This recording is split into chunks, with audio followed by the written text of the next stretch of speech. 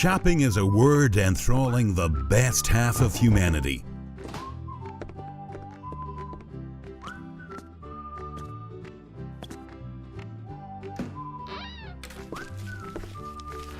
Well, let's face it, men also like buying new fashionable clothes. And what about the old ones? Often, they are just dumped into the trash, the place to stay for all things that are worn out or out of fashion. But is it really that simple? Textiles, which clothes are produced from, is a great number of thin, flexible threads intertwined into a whole. It is durable, reliable material. It has proved itself for many millennia. And such careless handling of it is fraught with serious consequences.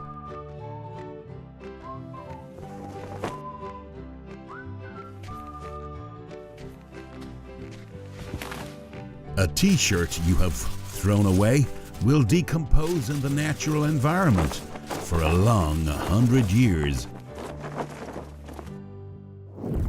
We are used to textile as it is literally all around us.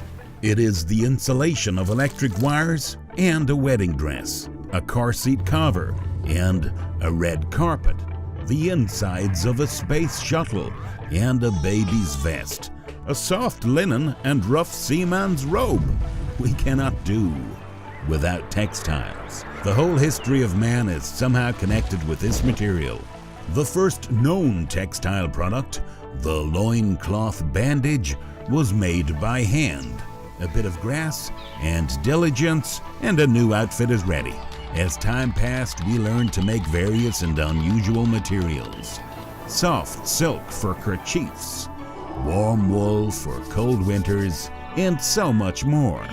However, the basic principle of textile production has remained unchanged. First, you need to make yarn of wool, cotton, synthetics, or other fibrous material. If natural raw materials are used, they must first be cleansed, then combed so that the fibers are distributed evenly and in parallel to one another. At the output, we get a single tape, which stretches along the length of the drawing machine and then turns into a yarn by twisting it on a high-speed machine. Next, the finished product goes to the loom, where thousands of threads are woven into a single fabric. The fabric can be used to make the warmest and most comfortable clothes.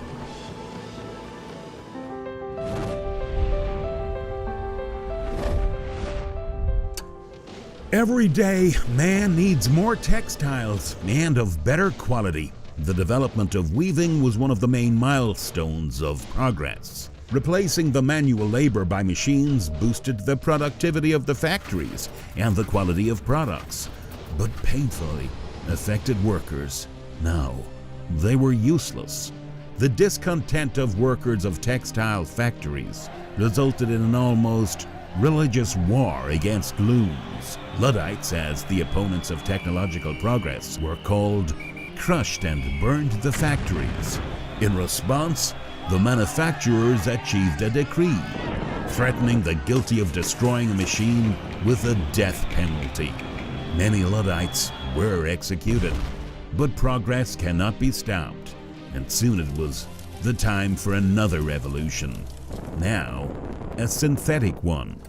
The invention of synthetic fiber has become a catharsis of the whole history of human cloth relationships, as the advantages of the material multiplied manifold.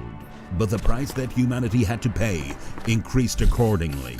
In the middle of the 20th century, the appearance of synthetic textiles was received with enthusiasm.